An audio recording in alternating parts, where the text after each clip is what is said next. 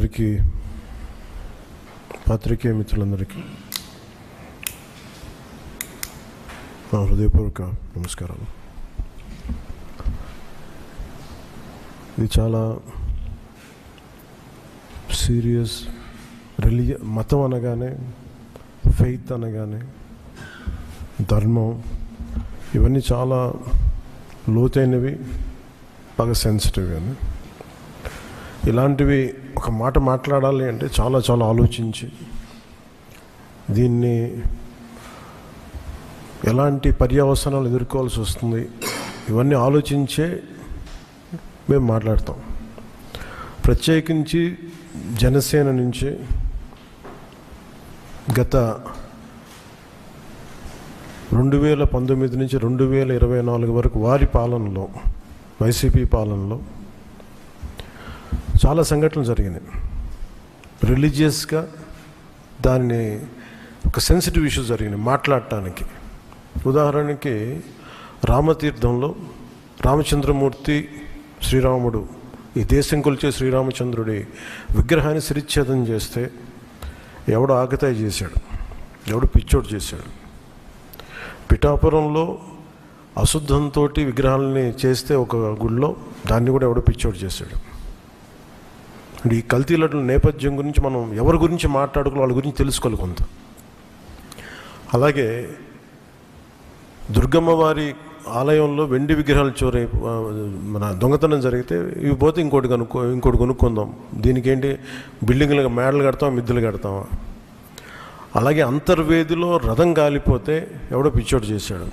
ఇలాంటి సంఘటనలు నెల్లూరు నుంచి మొత్తం రాష్ట్రం నలుమూలల 219 సంఘటనలు ఇలాంటి జరిగినాయి. డెసెక్రేషన్ ఆఫ్ టెంపుల్స్, దేవాలయాలు కావచ్చు, దేవాలయ పరిసర ప్రాంతాలు, దేవాలయాలు అపవిత్రం చేయటం. ఎక్కడ కూడా ఒక్కరి నిర్ణయం తీసుకున్న దాఖలాలు ఎక్కడా లేవు.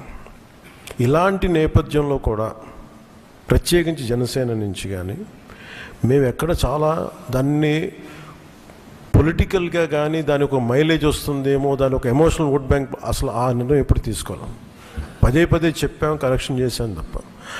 అంత నిబద్ధత పాటించిన మేము స్వామివారి పాదాల చెంత రక్షింపబడ్డ గౌరవ ముఖ్యమంత్రి నారా చంద్రబాబు గారు కానీ చాలా జాగ్రత్తగా, అప్రమత్తతోనే మాట్లాడతాం, చాలా జాగ్రత్తగా మాట్లాడతాం. ఎన్డీఏ సమావేశంలో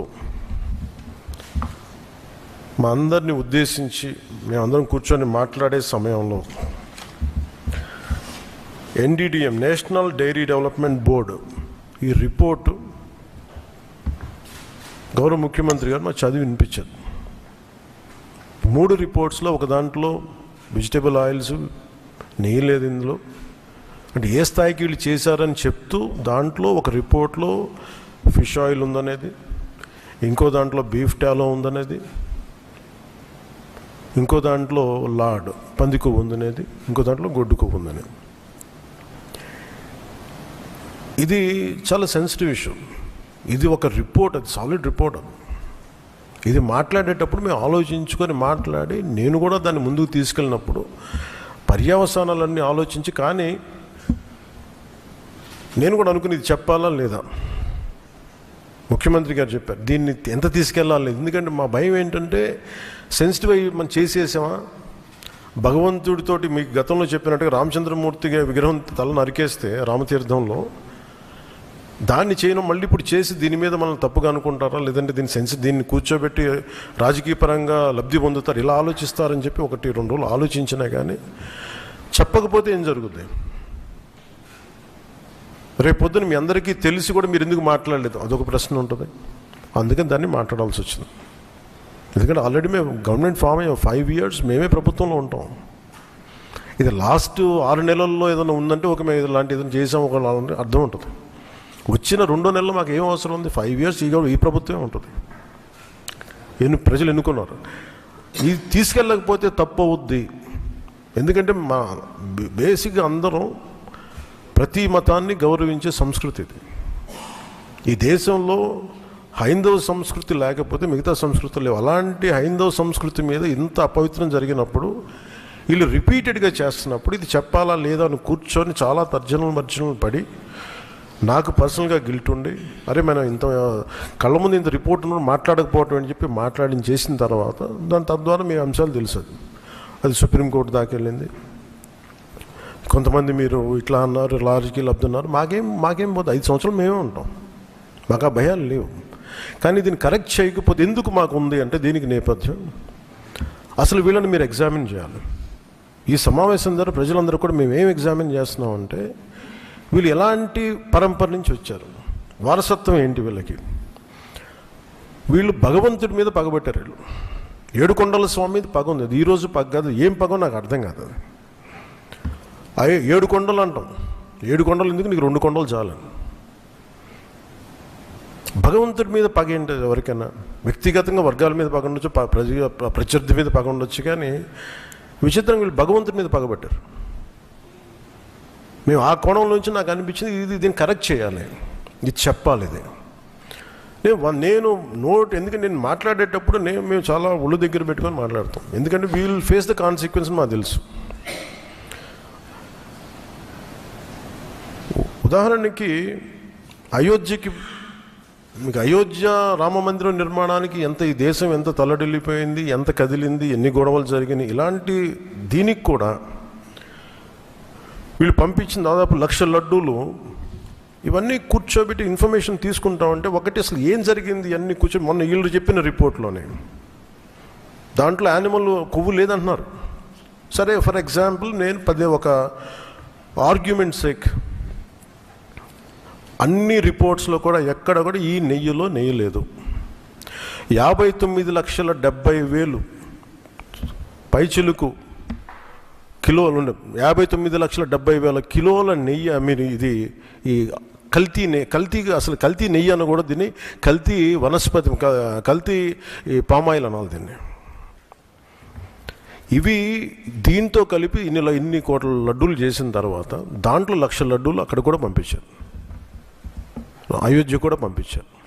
వీటి నేపథ్యం మొత్తం రిపోర్ట్స్ అన్నీ వచ్చిన తర్వాత ఈ నెయ్యిలో ఎక్కడా కూడా 59,70,000 ఇక్కడ లడ్లు దీనికి సంబంధించింది వీళ్ళు అనుకున్న సోకాళ్ళు నెయ్యి సప్లై చేసి దాంట్లో ఆన్ రికార్డ్ 58 లక్షల పామ్ ఆయిల్ దానికి సంబంధించిన ప్లాంట్ బేస్డ్ అన్నీ దొరికినాయి.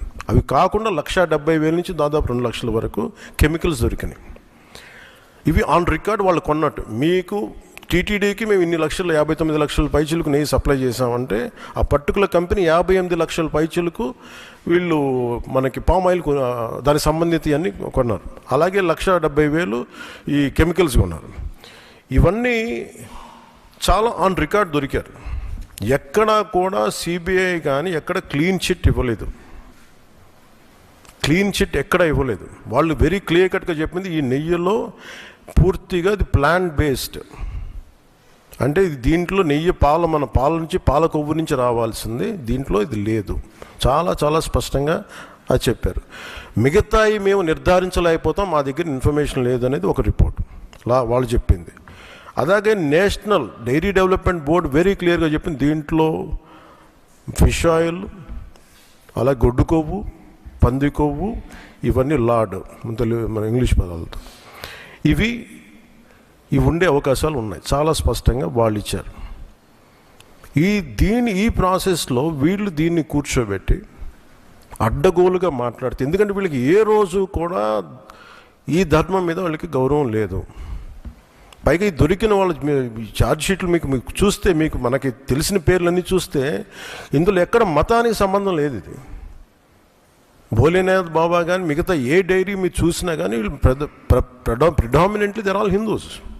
దీంట్లో అసలు మతానికి కానీ దీంట్లో ఒక ఇస్లాంకి సంబంధించిన వ్యక్తులు కానీ లేదంటే మన క్రిస్టియన్ సంబంధించిన వ్యక్తులు అసలు ఎక్కడ సంబంధం లేదు. ప్యూర్లీ మాట్లాడుతున్నాం అంటే హిందువుల గురించే మాట్లాడుతున్నాం ఇక్కడ. So there is no question of other religions here. గత ప్రభుత్వం విషయంలో కూడా మేము ఏం మాట్లాడుతున్నాం అంటే they never have respect for the traditions and dharma of this land. అది చాలా ఆబ్వియస్గా చాలా మనకు తెలుస్తూ ఉంది. దాంట్లో భాగంగానే వీళ్ళు అదే చేశారు. చూసి ఈరోజు మాట్లాడి క్షమాపణ అడగకుండా తప్పు జరిగిపోయింది. ఇందాక మా కేశవ్ గారు చెప్పినట్టుగా తెలియక చేస్తే పొరపాటు, తెలిసి చేస్తే తప్పు, కనీసం తప్పులు జరిగినాయి అది కూడా చెప్పకపోగా మమ్మల్ని క్షమించమని అడుగుతున్నారు. నేను ఒకటే చెప్తున్నాను, భగవంతుని మీద పగబట్టుకున్నవాడు సర్వనాశనం అయిపోతాడు తప్ప ఎవడు బతికిన దాఖలాలు లేవు, గుర్తుపెట్టుకున్నారు. ఎందుకంటే ఇది ఫెయిత్కి సంబంధించింది. చాలా స్పష్టంగా, చాలా క్లియర్గా సిబిఐ దాంట్లో మీరు కల్తీల నెయ్యి, మీరు అసలు నెయ్యి లేని దాంతో మీరు లడ్డూలు చేసి దాంట్లో మీరు ఇందాక చెప్పిన గ్లిజరైడ్స్ ఇవన్నీ ఉన్నాయి కదండి. దానికి మీకు ఒక రికార్డ్ చెప్తాను. 2019 నుంచి 2025 వరకు మీకు కనీసం ఒక నువ్వుల నూనె 180 రూపాయల నుంచి 268 రూపాయలు ఉండేది కనీసం, ఈ 26కి ఈ రోజుకి. సో వీళ్ళు సప్లై చేసే కాడికి మామూలు బజార్లో దొరికే ఒక నెయ్యి కనీసం 420 రూపాయలు ఒక కిలో. 2019 460 రూపాయలు, 2020 21కి 500 రూపాయలు. అలాంటి నెయ్యి వీళ్ళు ఒక్కళ్ళకి మనకి 300 నకిలీ 319 రూపాయలు ఒకటి, 329 రూపాయలు ఒకటి, ఇవన్నీ కూర్చోబెట్టి ఈ నెయ్యిని సప్లై చేశారు. దీన్ని బట్టి మనకు అర్థమైంది. దీన్ని బట్టి బేసిక్ ఒక హౌస్ వైఫ్ చెప్పగలరు, ఒక గృహిణి చెప్పగలదు ఇది ఎంత కల్తీ జరిగిందనేది. ఇలాంటి నెయ్యిని కూర్చోబెట్టి ఇది భగవంతుడికి ఇచ్చి ఈరోజు బుకాయించి తప్పులు చేసి మళ్ళీ ఈరోజు ఏం లేదని మాట్లాడుతూ ఉన్నారు వీళ్ళు. మీరు వివేకానంద రెడ్డి గారు పబ్లిక్గా మర్డర్ జరుగుతుంది, రోడ్డు మీదకి వెళ్ళి చిన్నపిల్లవాడికి తెలుస్తుంది అత్యంత హేయమైనగా చంపేశారని.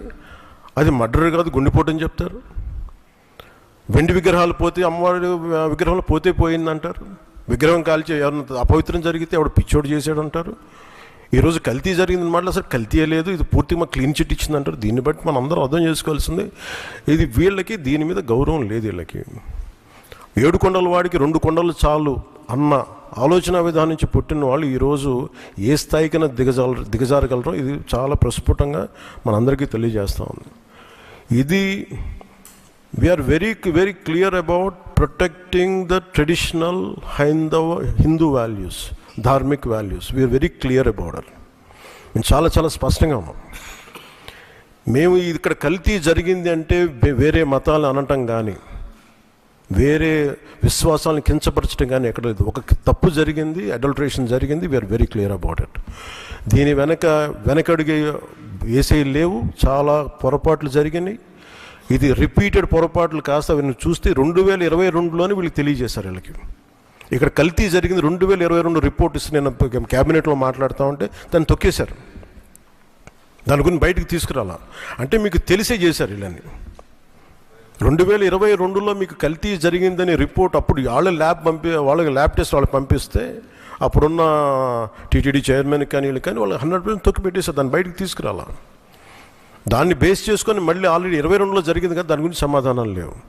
ఇవన్నీ తెలిసి కూడా మీరు అయోధ్యకి కల్తీ లడ్లు పంపించారు. మీరు ఇది విశ్వాసాల మీద మీరు కొడుతున్న దెబ్బ. ఇది మీ ఆలోచన ఏంటి అది అనేది మీరు తెలుసుకోవాలి. అందుకే మీరు భగవంతుని మీద పగ పెట్టుకున్నవాడు ఎవడైనా సరే, 7 కొండల వాడి మీద పగ పెట్టుకున్నాడు ఎవరైనా సరే మట్టి కరిచిపోతారు తప్ప మీరు ఇలా బుకాయించుకొని చేసిన తప్పులు క్షమాపణ వేడుకోండి తప్ప మీరు కూర్చోబెట్టి మేము క్షమాపణ, మీరు భగవంతుడికి మీరు క్షమాపణ చెప్పాలి. 7 కొండల వాడికి మీరు క్షమాపణ చెప్పాలి. ఇది ఈరోజు మీరు మాట్లాడుతుంది ఈ రోజుతో ఆగదు. ఇది ఐ విల్ మేక్ షూర్, మా కూటమి will make sure that you will be liable everyone, ప్రతి ఒక్కరు కూడా. ఎంత టైం పడుద్ది, ఏం టైం పడుద్ది అనేది సిబిఐ ఫర్దర్ రిపోర్ట్ రావాలి. అది కేసులోకి మన కోర్టులకు వెళ్ళాలి. అన్నీ అయిన తర్వాత ప్రతి ఇది అయితే మేము 100% దీన్ని వదలం. ఖచ్చితంగా ఈ దోషులను ఎవరైతే ఉన్నారో మేము క్షమాపణ చెప్పడం కాదు, మీరు భగవంతుడికి మోకరిల్లే వరకు యుద్ధం సాగొద్దు. గౌరవ ముఖ్యమంత్రి గారు మాట్లాడుతున్నారు.